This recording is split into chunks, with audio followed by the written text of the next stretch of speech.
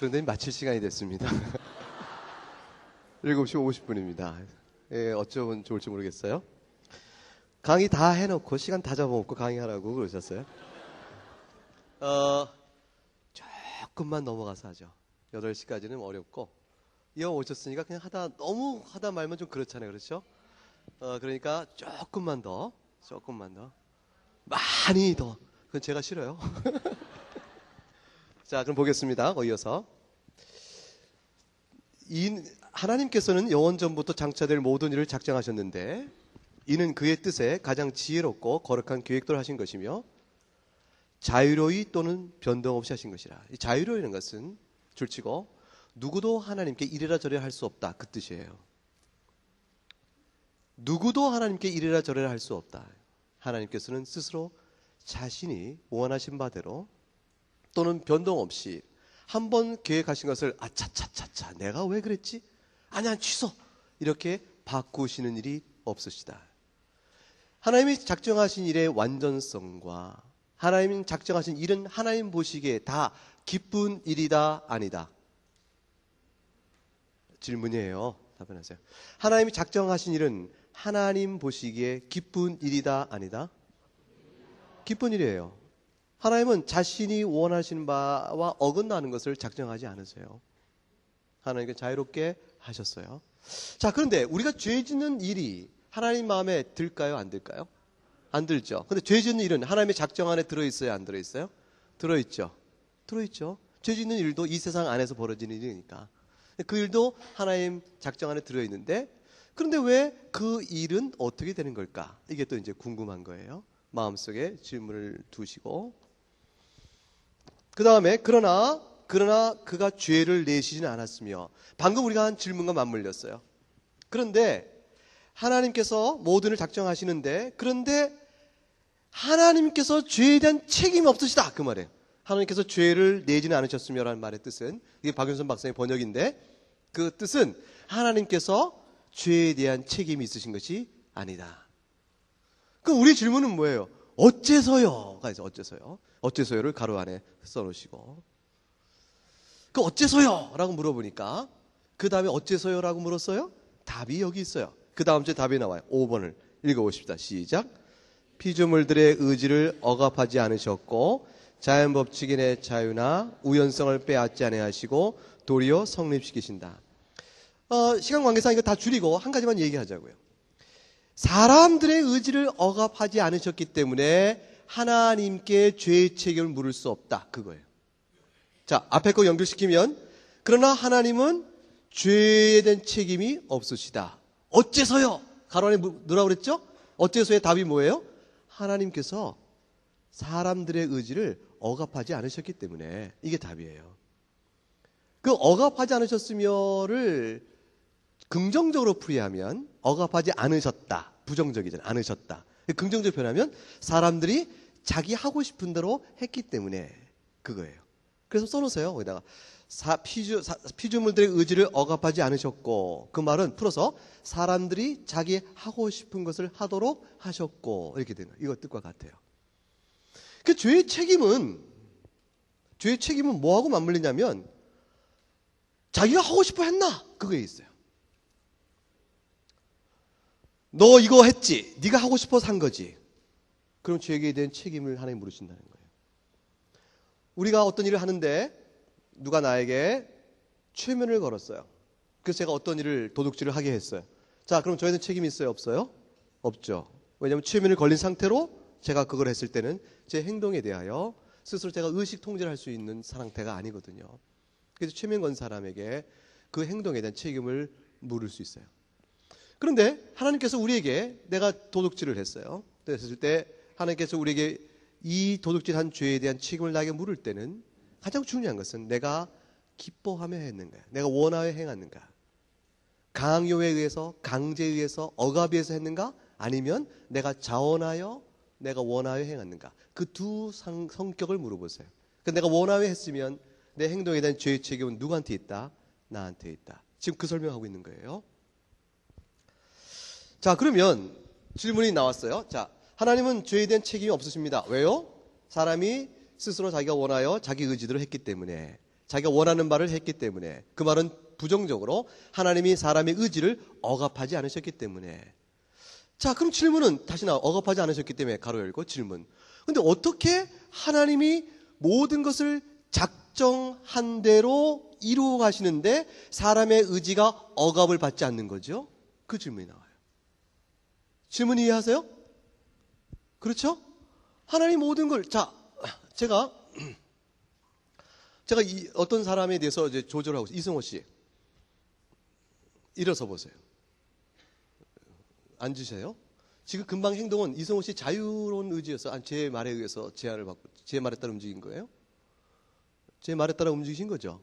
그렇죠.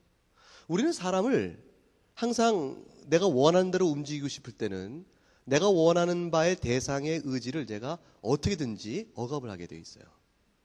그렇지 않고 자기 마음대로 조정할 수 있는 사람 있으면 나와보세요. 여러분 전체 한 마음으로 저에게 어떤 의지를 부어줘 보세요. 제가 움직이나. 안 움직이죠. 제가 독립개체로 있기 때문에 우리는 서로 간에서 제 의지를 여러분이 주장하지 못합니다. 제가 여러분의 의지를 통제하지 못합니다. 그렇죠? 근데 하나님은 우리의 의지를 억압하지 않으면서 자기 뜻을 이룰 수가 있어요. 우리는 서로 그것을 못하기 때문에 제가 이승호 씨를 향해서 제 뜻을 이루려면 어떻게든 이승호 씨의 의지를 해치게 돼 있어요. 어떻게든 이승호 씨를 제가 조작해 나가야 하는 말이에요. 그러면서 이승호 씨의 인격과 의지에 손상을 미치지 않고서는 이승호 씨라는 인격 개체를 제 뜻대로 다뤄갈 수가 없어요. 제가 마음대로 주장할 수가 없다고요. 근데 하나님께서는 자신의 작정을 뜻한 바를 이루어 가시는데 우리의 자유의지를 억압하지 않으신다. 이렇게 되어 있어요. 어떻게 해서 그럴 수가 있을까? 이게 신비예요. 어떻게 해서 그럴 수가 있을까? 이게 비밀이에요. 그 답을 그 다음 5장 섭리 거기 나온 부분을 보면 답이 좀 어느 정도 암시가 되어 있어요. 자, 5장 섭리 거기 첫 번째 1항 부분을 한번 읽어보세요. 시작. 위대하신 만물의 창조주이신 하나님은 모든 피조물들과 그대 행동들과 기타 모든 일들을 크고 작건 간에 그의 가장 지혜롭고 거룩하신 섭리에 의하여 유지하시며 지도하시며 처리하시며 다스린다.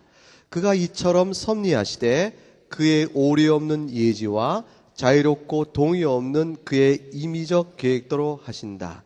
그것은 결국 그의 지혜와 능력과 공의와 선과 긍휼을 찬송케 하려 한 것이다. 자, 그 다음 한번 읽어보세요. 시작.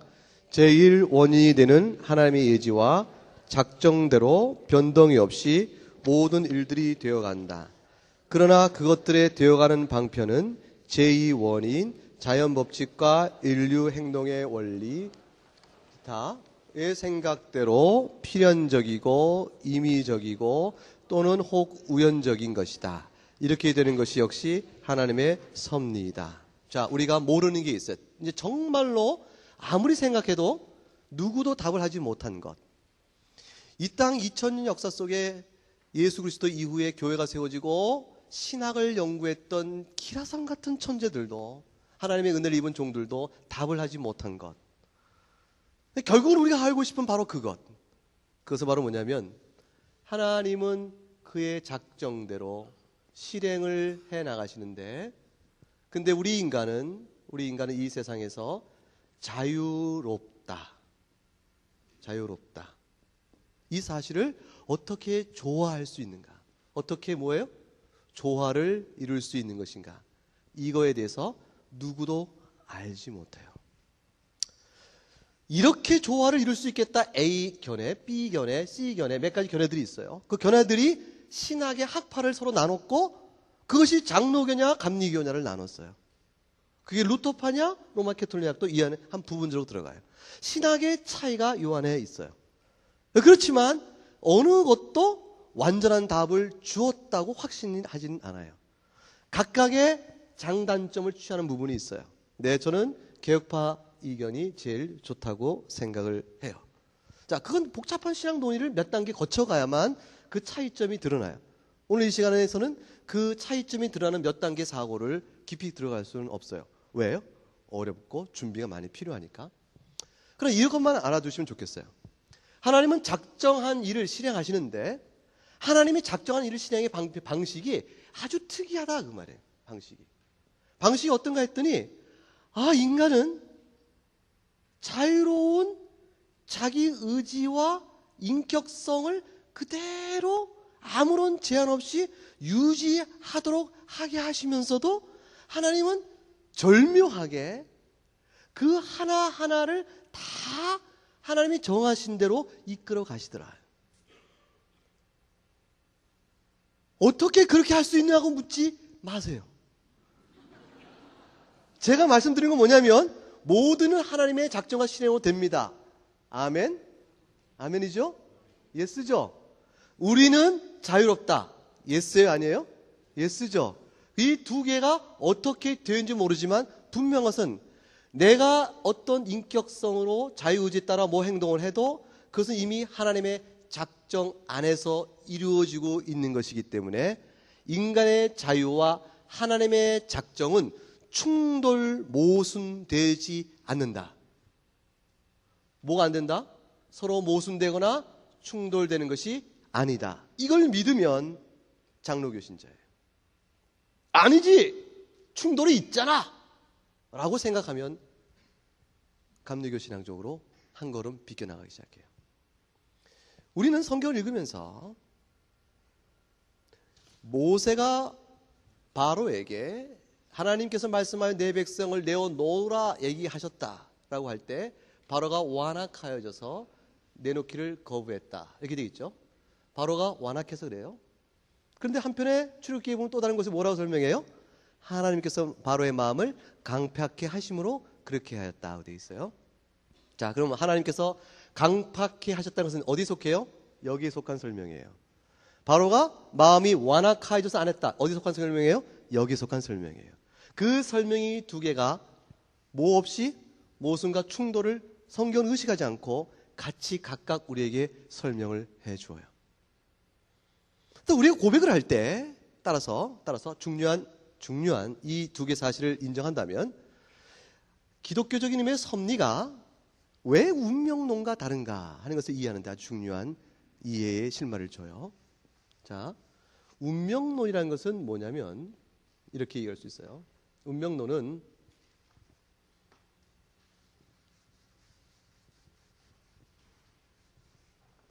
이렇게 있어요. 여기 초월이에요. 초월. 여기 자연 영역이에요. 우리가 사는 곳 자연이에요. 그럼 우리가 사는 이 자연 안에서 인과관계를 갖고 우리가 살아요. 이렇게 얽히면서 인과관계를 사는데 이 인과관계가 우리가 알지 못하는 신비한 초자연적인 초월 영역에서 결정된 대로 그대로 이루어질 뿐이다. 따라서 잘 들으세요. 따라서 그러므로 여기서 우리가 행하는 어떤 의지의 작용도 이 결정을 바꿀 수가 없다라는 차원으로 위 것으로 내려누르는 게 운명론이에요. 위의 것으로 내려누르는 게 운명론이에요. 자, 그렇게 되면 어떻게 되냐면 한번 보세요.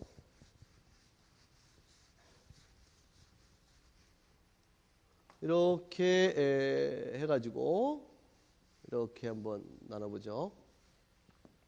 하나님의 작정 초월이 있다.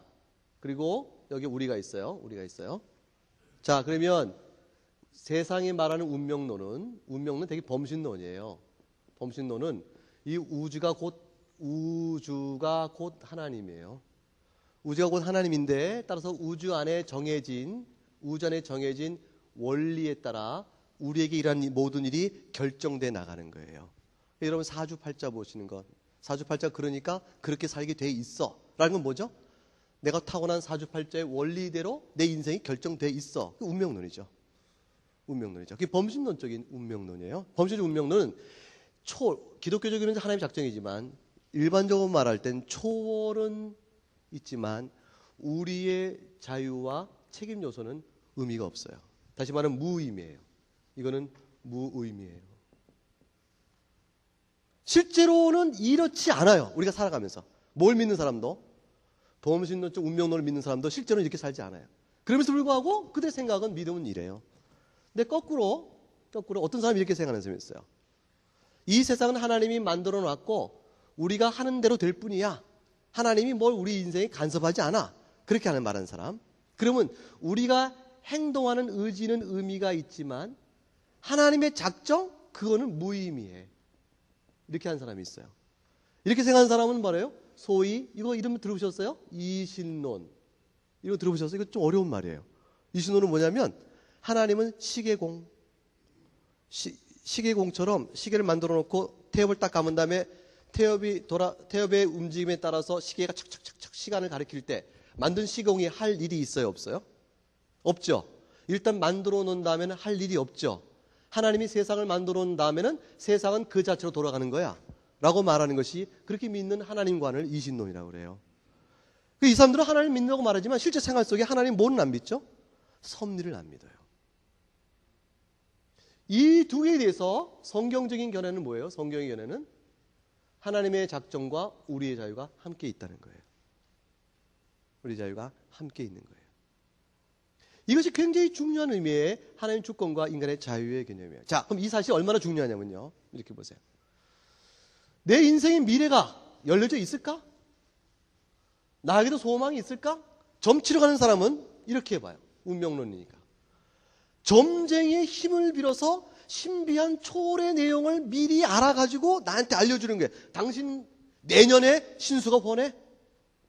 내년은 펴? 이거 미리 하는 거예요. 뭘 보고 하는 거죠? 내가 지금 어떻게 하냐에 따라 결과가 아니고 미리 결정되어 있는 내용을 미리 점쟁이가 신통력으로 바로 미리 보고 얘기하는 것이라 그거예요. 그게 운명론이에요. 근데 이런 거는 성경적이지 않아요. 우리는 어떻죠? 내년에 내가 어떻게 될까라고 말할 때 내년에 내가 어떻게 될까라고 말할 때 그 일을 위하여 목표를 세우고 노력하고 도움을 구하며 하는 모든 일에 우리의 인격적 노력이 성경이 중요하다 안 중요하다? 중요해요. 중요해요. 놀면서 결과 얻는 일은 하나님이 정하신 섭리의 방편이 아니에요.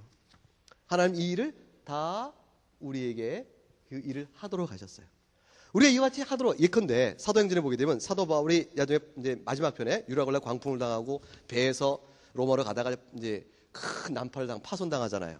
그때 하나님이 사도 바울에게 어떤 계시를 주셨어요?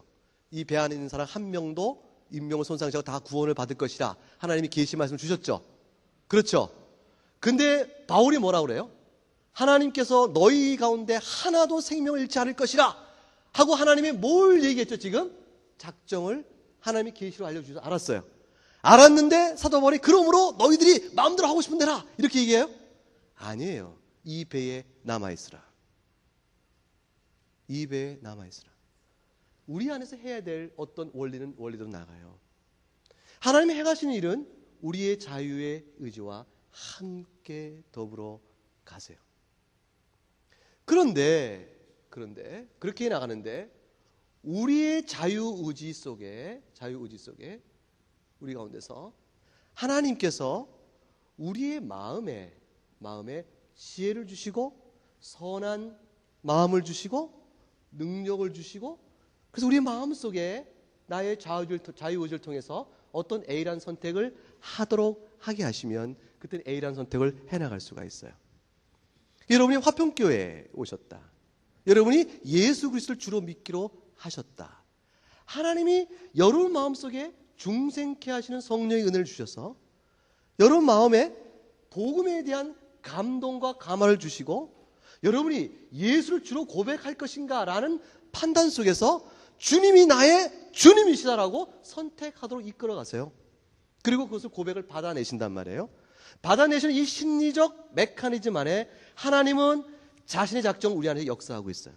역사하고 있는데 제가 여러분에게 예수 믿을 사람 손을 드시오. 일어서시오. 앞으로 나오세요. 불러서 이게 계속 기도를 해준단 말이에요. 그리고 여러분에게 결신을 요청해요. 그래서 결신 요청 받은 사람은 손을 들라고 할 때 무의식 중에 자기도 모르게 손을 들었을까? 자기가 손을 하나님 제가 믿습니다고 손을 들었을까? 그 안에 인격적인 경로가 있어요? 없어요? 있죠. 인격 경로가 있지만 중요한 것은 이 인격 경로에 이미 하나님이 우리의 마음을 주장하고 계세요. 내 마음을 주장하셔서 내가 손을 들게 원하이다. 반응하게 하시고 그 반응에 따라 하나님이 고백을 받아내시고 주의 잔을 이끌어 가세요. 우리는 고백해야 되는 것이죠. 그리스도의 복음을 듣고 고백해야 되는 것이고, 그리스도의 복음을 듣고 순종해야 되는 것이고, 그리스도의 복음을 전해야 되는 것이죠. 전하지 않고 택한 백성 하나님 불러 모으시지 않으세요. 왜 그러시죠?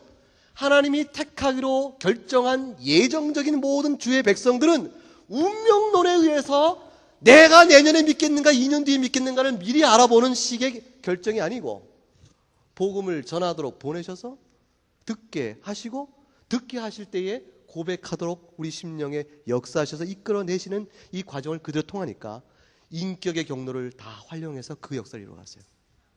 이게 하나님의 주권과 자유의지의 문제예요. 아주 중요한 문제. 하나님 따라서 우리는 우리 안에서 미래가 열려져 있어요. 내가 어떻게 할 것인가? 주 앞에서 어떤 인생을 살 것인가? 그것이 하나님은 내게 정한 바 된 모든 일이 셀 수도 없이 이미 주의 책 속에 기록된 나이다. 시편 139편에 말하고 있지만, 그러나 여러분이 아직 열려져 있는 인생이요, 주께서 우리를 불러가시기 이전까지 이 땅에 사는 인생은 그냥 살다가 주의 낙원에 가면 되지가 아니고, 이 땅에 사는 인생은 순간순간 분초마다 영원한 가치를 지니고 있어요. 그거 아세요? 영원한 가치를 갖고 있어요. 내가 지금 하나님 앞에서 어떤 인격의 경로에 따라 주의 말씀에 나아가는가. 우리가 마음속으로, 머릿속으로 주의 말씀을 이해하고 순종과 불순종의 선택의 OX의 선택에 문제가 있어요. 내 마음속에 주신받는 순종에 대한 선택의 요구가 내 마음 안에 역사하신 성령께서 이 순종토록 이끌어가세요. 그 내가 순종하고 나면 이것은 나로부터 비롯된 것이 아니라 내게 복음을 주신 분도 하나님이시요, 내 안에서 머릿속으로 선택되어진 이성적 선택 가운데 그것을 순종토록 이끌어가신 내 마음을 주장하신 분이 또한 하나님이심을 알아요. 그래서 이 모든 게 다 뭐라고 고백해요? 은혜라고 고백해요. 그래서 하나님께 순종해 나가는 과정을 살고 있는데, 중요한 것은 우리가 인격의 경로 안에서 이걸 경험해요. 따라서 성경은 너희 구원을 이루라고 말해요. 사실은 이미 주어진 구원인데, 너희가 스스로 거룩하며 주의 구원을 붙들라고 말해요. 이미 주어진 구원인데, 너희가 믿으라고 말해요. 믿으면 하나님이 주시는 것임에도 불구하고. 이해하시겠어요? 굉장히 어렵지만 중요한 것은 우리는 하나님의 영원한 작정이 범신론적 운명론에 묶이거나 이신론적으로 하나님의 작정은 의미가 없는 것처럼 살아가서는 안 됩니다. 따라서 우리는 하나님의 주권을 믿는 자로서 책임 있는 인격적 반응, 말씀 앞에, 순종의 요구 앞에 무릎을 꿇어야 되는 거예요.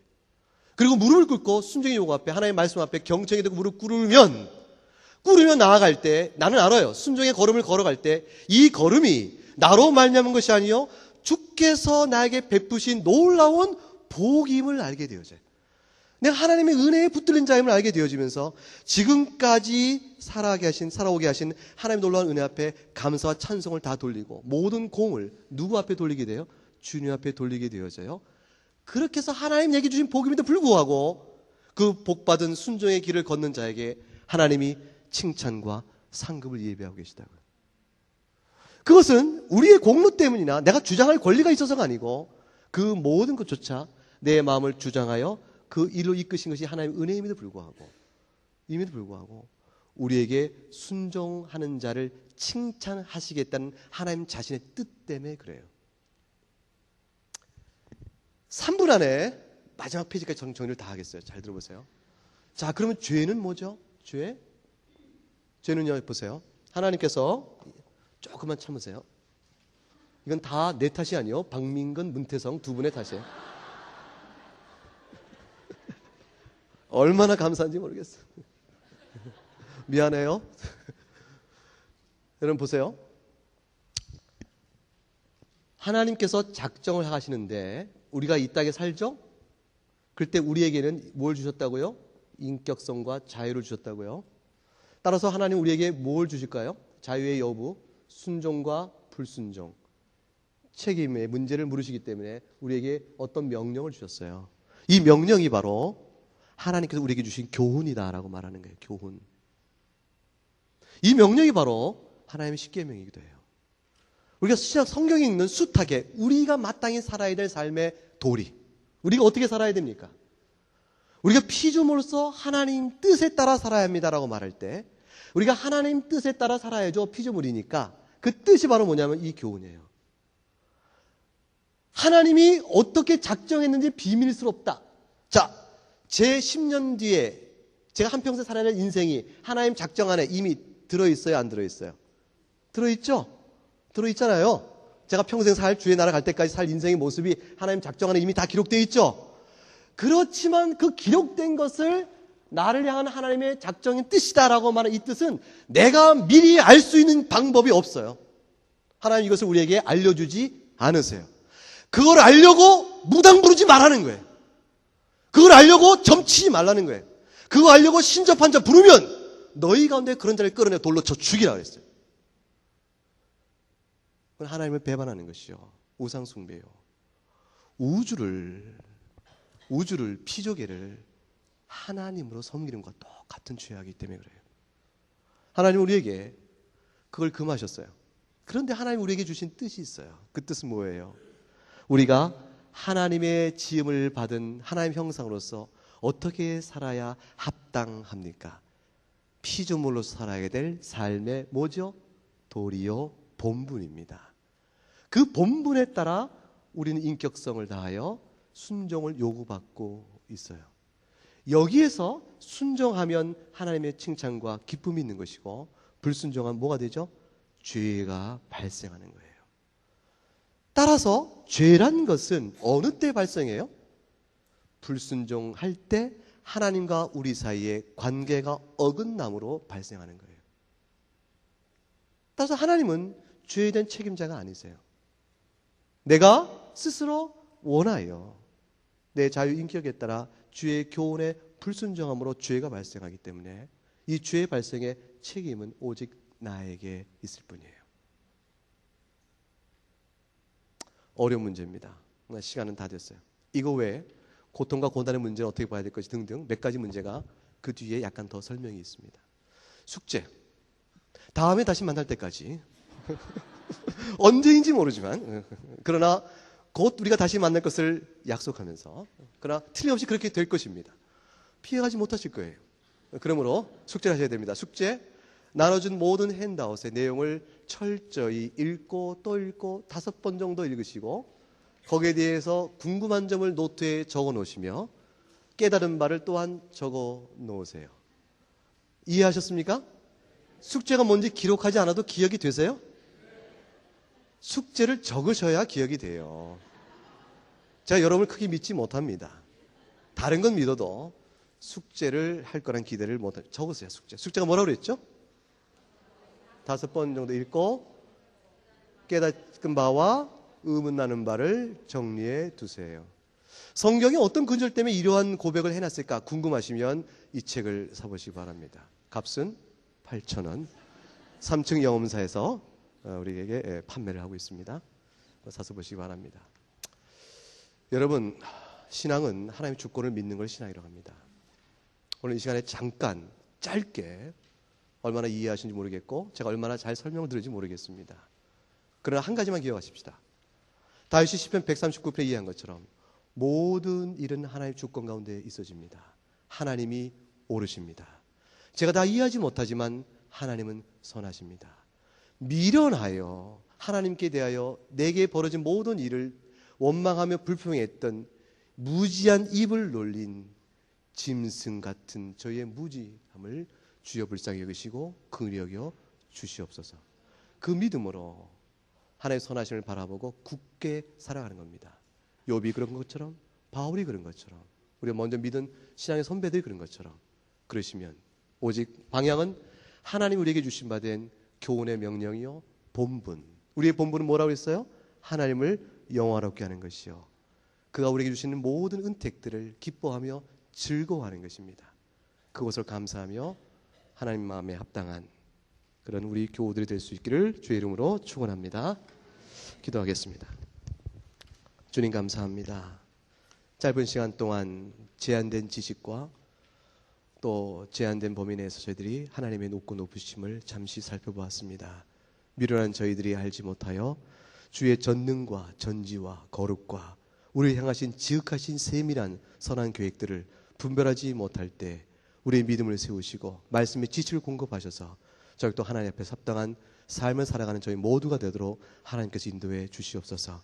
오늘 이 자리에 모으신 화평의 교우들 가운데서 삶의 자리가 어렵고 슬프고 고통 속에 있어서 하나님께 애써 힘써 기도하며 마음의 갈등과 육신의 고단함 때문에 어려움이 있는 그런 교우들이 있거든. 주께서 오늘 이 모든 교훈의 말씀 안에서 위로받게 하시고 마음의 심지를 굳게 하고 하나님 주장 안에서 하나님만의 위로를 바라며 살아가는 그런 교우들이 될 수 있도록 주께 도우시며 속히 그 어려운 가운데서도 위로를 주시고 건져주시고 평강으로 채워 주시기를 주의 이름으로 간절히 기도합니다. 아멘. 예수님 이름으로 기도합나이다. 아멘. 수고하셨습니다.